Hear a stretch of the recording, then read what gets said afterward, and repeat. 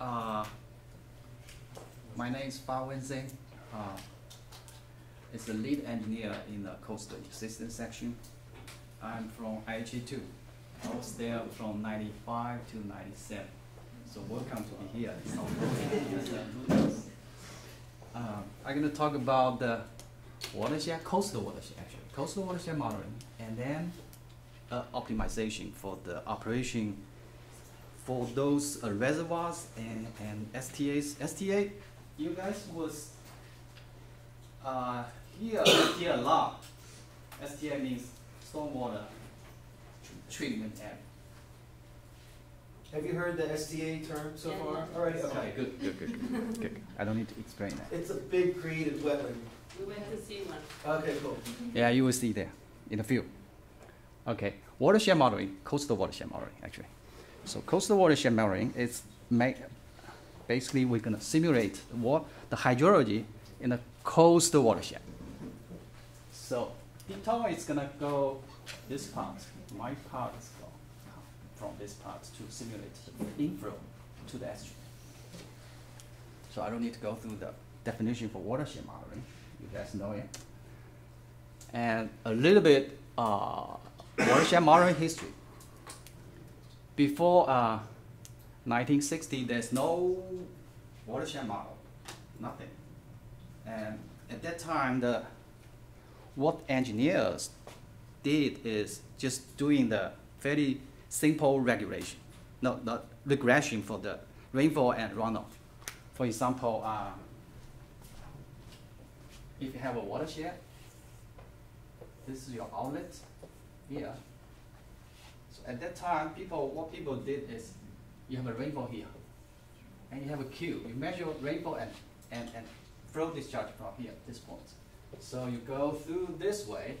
This is Q, this is R, whatever. And then you make a slide here. And then every time you have a rainfall, go to find your Q, how much is that? That's just a very simple way at that time. Before 1960, you also can call that a model, but it's too simple. We don't really call it a model. The first model was developed, the first watershed model is called Stanford watershed model, developed by this guy and this guy. He is a PhD of this person. And this model, it's his PhD research result. So after that, well, this model, I just scanned the cover as a slide, but I forgot. This is the book for this model. If anybody interested in a break time, you can come to take a look at it. After that, a lot of countries made a lot of effort to develop watershed model. For example, this is U.S. model in the National Weather Service river forecast systems. And this is Japan model, tank model. This is England model. China is my professor. I'm from China. And this one, HSPF, it's the model originated from this. Actually, all these models starting from here. And then stormwater management model. This model now is maintained by Oregon State University. And after that, due to the development of GIS technology and a huge bunch of the data available, so people went to very fancy model, watershed model. For example, microSheet. You guys familiar with that, right? microSheet is from DHI model. And then this model is from the University of Connecticut. And this one is from the Penn State. And then the guy moved to University of Orlando, Central Florida University. This is a Corps of Engineers model, HEC 1. It was called HEC 1, now it's called HEC Hydrological Modeling System. And this is our model. We're going to talk this model. We developed this model based on this hydrological part. It's from HSPF. And tomorrow you guys will see this model in district. I guess water will cover that. Yeah, they're going to hear about RSM Right. tomorrow. And the model, watershed model development trends, this slide shows this is the we call lumped parameters model.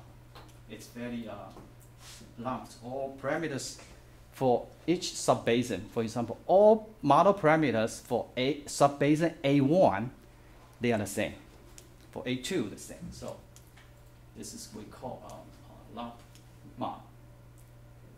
And here, this model, the current model, most of the model is called fully distributed parameters model. So each grid cell, the grid cell could be like this well, and also could be a triangle, whatever, depends on the method, approach you apply in the model. So each grid cell you have a model parameters. This is between them, depends on your data availability. If your data are not quite enough, then you have lump for this area, for example, as a one parameter zoom. You will see this one a lot, this map a lot in these few days. This is South Florida. Okay. We are here.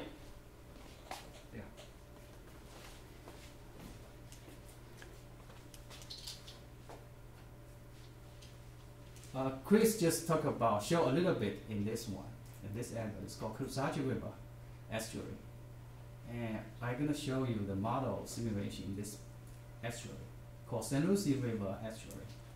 So South Florida, the land use type mainly includes agriculture, urban, and natural lakes. Because this is very flat terrain in this area in South Florida. So we have a lot of flow control structures. You will see a lot. So because of this structures, the water system becomes very complicated. So the model needs to handle those land use type and the structure operation.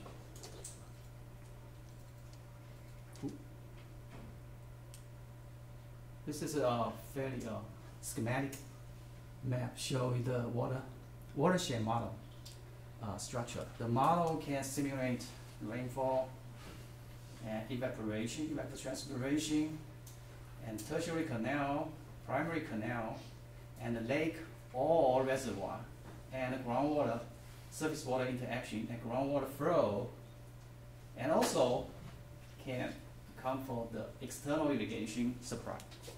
But this is just general structure. This is a flow chart for the model. Actually, it's for the source code. So the source code loop from time step here, and then start with the hydrological module. Hydrological module will calculate the runoff, generate the runoff, and then send to tertiary canal or primary canal or reservoir or STA, and infiltrate groundwater. All these four components shown here, they have an interaction between any two of them. And the model after that simulates the dynamic routing for each component. The model also has a water quality part, but we're still developing this module. So we're not covered this. And this is a hydrological module for the model. As I mentioned earlier, the module we took from HSPF. Start with the rainfall, and here is the interception by vegetation. And then the excess rainfall coming to the surface. And you have surface runoff, and you have evaporation. Also here you have evaporation. And then the water infiltrate to the underground. Then the water being divided, split into two parts. It's called upper zone and lower zone. So here's up zone storage, low zone storage. Here we have transpiration by vegetation, and part of them goes to lower zone, and lower zone also has transpiration, and then the percolation to the groundwater is from here. This is part of we call interflow storage. This part will goes to the canal or lake or reservoir from this part directly. Just very simple. If you want to know the detail, you can go to the Google, whatever search engine. You can just type HSPF. You will see a lot of detailed documents about this. This is routing equation. You don't need to know the detail, and you can find it in any hydrology textbook. And okay, this is major part. I didn't give the very detailed equation, but Florida, let's say, if you go to look at the like Mike Shee or other very fancy model, you will see the surface water routing. It's a sheet flow routing, two-dimensional. But in Florida, you're not going to see that because the topo is too flat. We develop a lot of the canal system, so the flow after the rainfall coming to the canal system very quickly, and then routed out by the canal system. So in this model, we apply linear reservoir routing method, meaning we conceptualize the canal system, for example, tertiary canal system, secondary canal system into like a pond, and then use linear reservoir routing out or wheel flow routing out. This is interaction between four components. The slide shows that. It's a formulation for each of these components routing equation. For channel flow, this is mass balance equation, momentum equation. For groundwater, we use diffusive wave routing. Reservoir flow, it's simple, we just use mass balance. And here it's a method, numerical method we apply to solve the equation. A water quality module, we don't need to look at that because we're still working on this development. This is an example for the model setup. The gray area is a basin, is a watershed. Then the watershed is being divided by all those gray cells. This is a canal or river system. It's being segmented into many segments here. And you can have a structure here, wheel or spillway, whatever, and this is outlet. So this is the model structure. And this is some data for the model inputs. We need rainfall data, ET data, land use data, soil type, hydrological data, for example, stage flow for your model calibration, hydrogeological data like aquifer depth, aquifer bottom elevation, and hydroconductivities is here, and also need boundary condition. Because this is a very flat area, so the lower boundary condition, it's the key point, play the key role in the flow system. This is another, we developed the model, a tool for the model setup. It's an embedded system into the ArcGIS. This is a toolbar we developed from the menu here, the drawdown menu. You will have a lot of functionality to create, for example, grid cell segmentation and parameters determination. All this is what you need to set up model. And then I'm going to show you some results in St. Lucie watershed. Okay. This is this one after generate the grid cells on that and segmentation. Look at that. and then you set up model, run model. Here's the results for this two locations. Two locations here, and I didn't show you the statistic for the model evaluation, but just the visual plot. You can see the result is not too bad. This is another accumulate the runoff for calibration 94 to 2000 for this area. The same two locations, but different plot. Different plot. So after you set up the model, you run model, you have the runoff due to the rainfall. Those runoff were going to the estuary. But in reality, those inflow, quite often it's not what you want. The flow will be like this. Fluctuation a lot. This is what we need. Because, for example, in this area, in this part, the high flow will cause very low salinity level, which is very harmful to the habitat in here, ecosystem habitat. So we need to do something.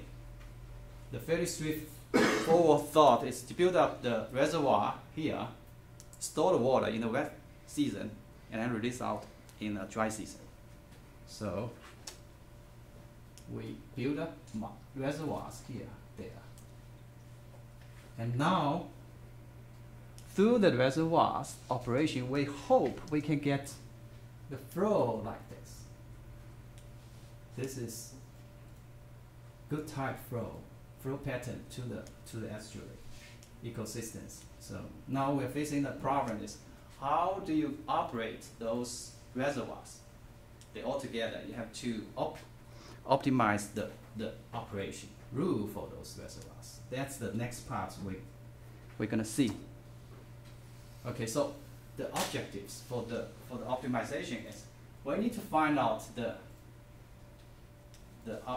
optimal optimization rule to achieve targeted distribution of the fresh flow into the district, into the estuary zone. It's the one we need. So at the same time, we maximize the irrigation water supply because in the watershed we have agricultural water needs there, and also we try to minimize the reservoir storage. We try to save some money, right? Don't need to oversize that. Of course, we need the optimal operation rules. Here's a objective function here. Okay. This is the target flow, or this is target flow distribution. This is the one we're gonna release. So we need to minimize this difference. This is a water supply difference. We need to minimize that. This is a reservoir storage size that, so we need to minimize those. So this is an objective function for the optimization. The optimization model, we use genetic algorithm and fuzzy logic control theory put together to do that. I think you guys know a lot about genetic algorithm, right? I know hydroinformatics in IT, they learned a lot. This we call software computing, right? So this is the general structure of the optimization model. Let me see. Any information I need to mention. So you have fuzzy logic to figure out the rule, the operation rule, and then send it to here to simulate the flow by this model called drainage network simulation model. And then the result come back to genetic algorithm to find out the best one. Pick the best one as a parent, and then generate 100 population, and go through that again and again until you find the best one. Okay, genetic algorithm. I don't need to go through this, you know that. The major operators in genetic algorithm we use is here, 3. Reproduction, crossover, mutation. Here is the fuzzy logic stuff. The first one you need to do is falsification. Falsification is you need to go to find out your membership of, okay, Maybe I need to go to detail for this. Last year, I didn't mention this. A lot of students ask this question. So this is a new slide I add to the presentation, but it's not good enough. Okay. This is called membership function for the fuzzy. You have the membership function for storage and for inflow, meaning the operation is based on is your reservoir. This is your runoff available for that day. So you have inflow, you have storage. So the operation is based on the stage, the volume of this reservoir, and available inflow for that day. You want to pump in or you want to release out. So you have different class of volume of the storage and the inflow. Let's see. So you have membership like this. This is, let's say, storage.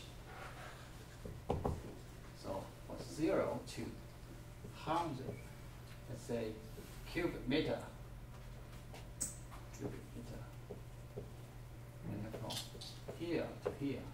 It's another storage class.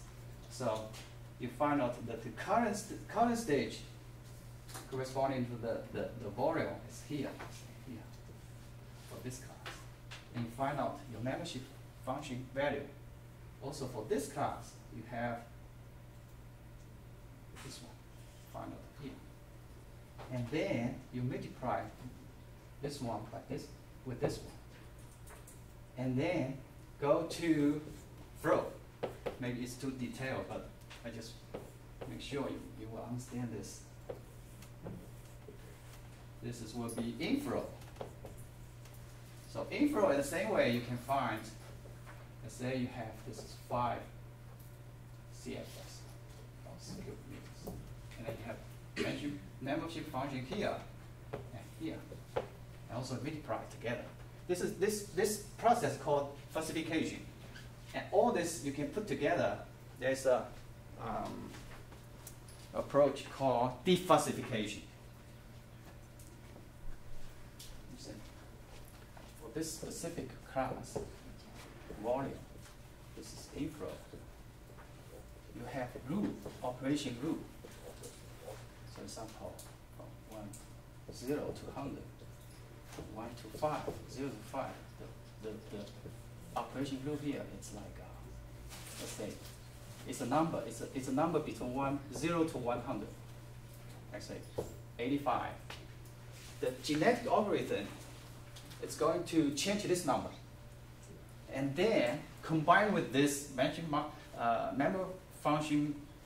membership function value together, you will be able to do defalsification. Don't look at this formula. This is too eliminate this one. It's called defalsification. So finally, you get the percentage between 0 to 100 for your operation, and then you change from minus 100 to positive 100. Minus 100 to 0 it's for water release from the reservoir, and the positive from 0 to 100 is the percentage for pump water into the reservoir. So genetic algorithm, it's going to do a lot of population optimizing, find out the best one through this falsification and defalsification. Too complicated. If you are interested the falsification or defalsification, you can email me or go to you can find a lot of documentation about that. Okay, I'm gonna show you the results here. So the flow from wash model put it into the opti model, doing the optimization. Here is the result. Okay.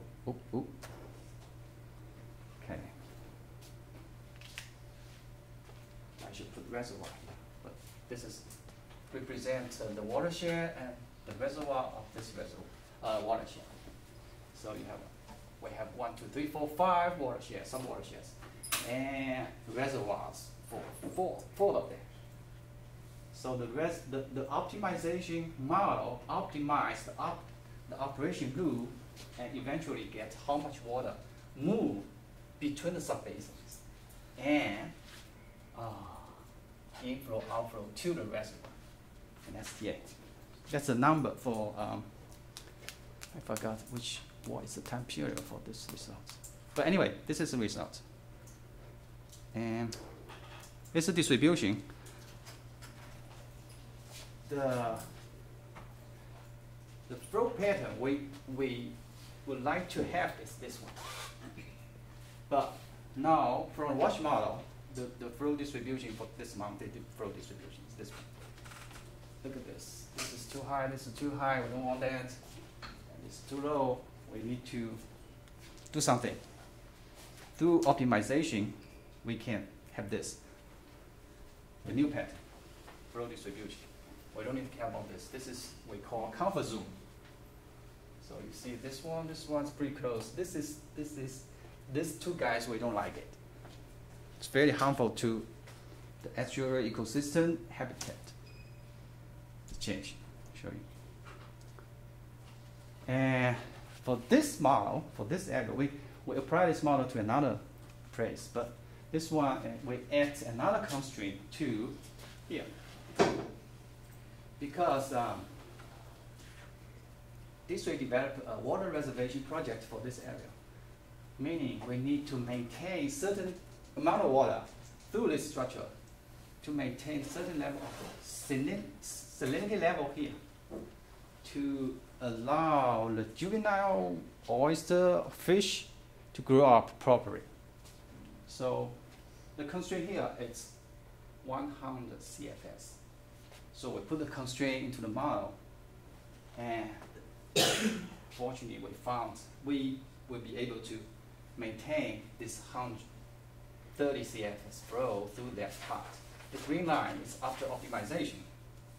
Most of the years we have very good, the flow above 130 CFS. Of course, some very dry year. This year, it's about 4 or 5 years for 45 years. It's very low. We are not able to do that for this. There's no water there. So, this is probably really important right here for the estuary. And so what this shows is that without the project,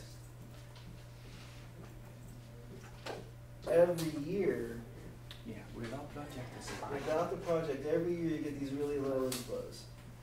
And really it's only those few that are climatic, like 1977, 81, 87, that you can't do anything about those. So this is what the project in this case means, the reservoirs, right? Yeah. The STAs. This one, STAs. So yeah, these things allow us to store water for later use rather than just dumping it out to the ocean or having it become too dry or too wet in the summertime, in the wet season. And that's it. My email is this one. You can email me anytime if you are interested in anything about this optimization and watershed modeling. And any questions? I have a very general question. That can you explain in general again that how do you combine fuzzy with genetic? Oh, okay. Like what I think is like you have there's retention basins. And then you have some inflow and then stage in each of them. And for that, you form some membership function for each of the retention basins, which gives you the outflow, right? Very good question. And then where genetic algorithm comes into picture? Let me show you a little bit more detail. Okay. Let's say this is body. This is inflow. So you have. Say 0 to 100, 101 to 200, whatever unit here, cubic feet or acre feet, whatever. This is flow CFS, say meters per cubic meters per second.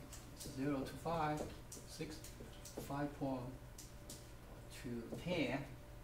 So with based on you have this volume in your reservoir. Let's say just one reservoir here. You have this volume between this.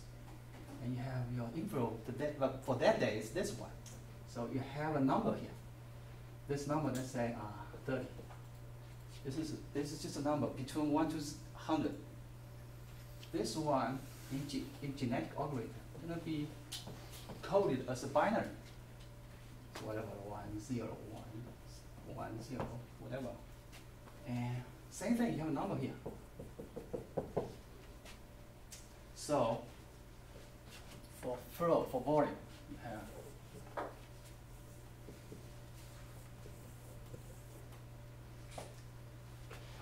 let's say you have it here.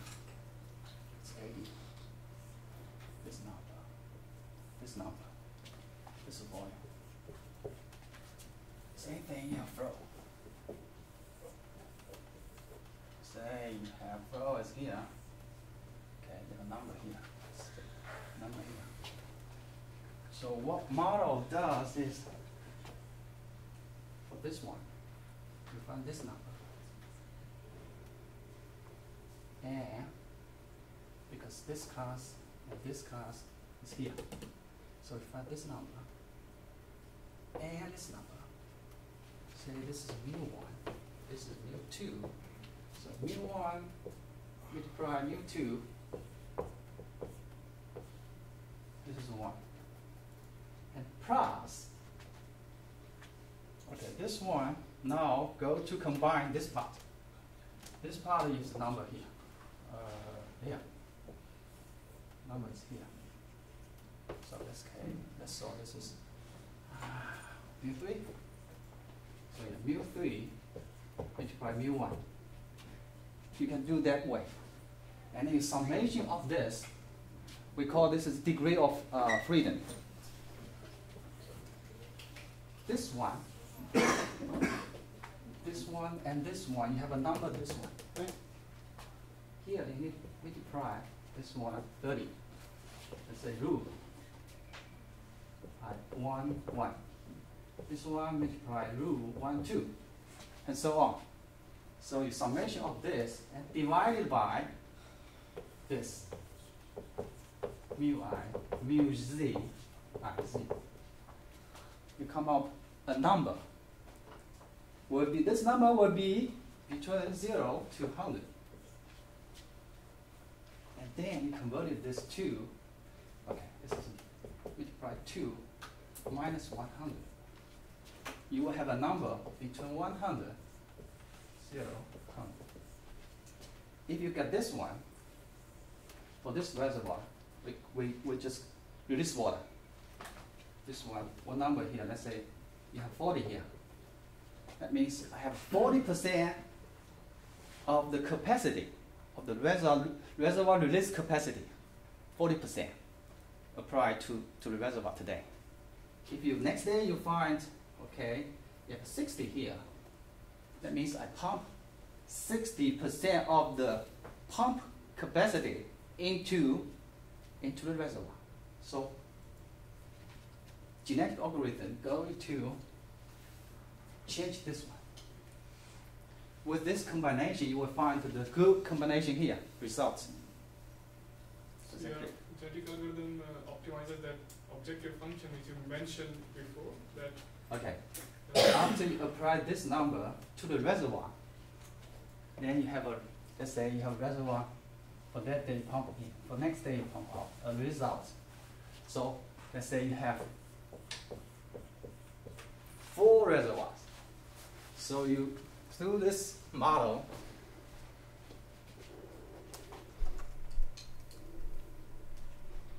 let's say this one. Because now you know how much I need to release from the reservoir. For this reservoir, maybe you release out. For the other reservoir, I pump in. So you combine all this together, put it into this drainage network simulation. You get the total release to the estuary, and then you compute the distribution. Then you compare to the target flow distribution. You see the difference. Then the difference is part of this objective function. Here. This is one part. At the same time, you can do your irrigation part. So, and you can find out how much is this number. A genetic algorithm every time generate 100 population. For 100 population, you have 100 number of this, right? And you find the best one. Use the best one to generate another 100 population for the next generation. And you do it again. You find the best one again. And keep doing until you find there's not much change here. And then that's the one. Best optimal rule you have here. So, is that clear? Maybe not. Almost there. But yeah, it's a little bit complicated. Yeah. Yeah. In the source code, when you implement this whole process into the source code, it's not simple. But this is a general idea to how to. Okay. My question is also related to that. So do you, as an input, only use the inflows right now, or do you also have a forecast, for example, whether there's a drought coming or something like that, that's also adding additional limits to this strategy? Well, currently, we try to optimize. We try to find out the optimal operation rule. So we use the wash model generate runoff as the input of the model. Yeah, you're right, and we do develop a real-time forecast or real-time real-time operation model for this reservoir. We have meteorologists in the control room. They estimate, for example, tomorrow how much rainfall will be in this whole area, and they use the model like wash model to estimate how much runoff tomorrow will be here, and then use that to optimize the operation here. And because the reservoir here, there's some leak problem now, it's not implemented yet. But you're right, the model will be able to take whatever you are forecasted rainfall, and then estimate the runoff, put it into the model for the future operation. No, that's a good question. You're going to hear tomorrow morning from a guy named Walter Wilcox. Ask him that question. He'll be able to answer. Actually, the forecast is really important. Yeah. Usually it's the very hard part. It really is, and we're going to talk more about that. Because The thing is, we can't rainfall forecasting, it's very tough task. Yeah. Almost, it's the successful case is not much. Well, we can't tell what the weather and climate's going to be like, so we have to do a lot of retrospective modeling. What would have the past 40 years been like if A, B, and C had happened? That's kind of the way we have to do everything. So, because we can't just run models into the future. It doesn't work. Thank you, Chris.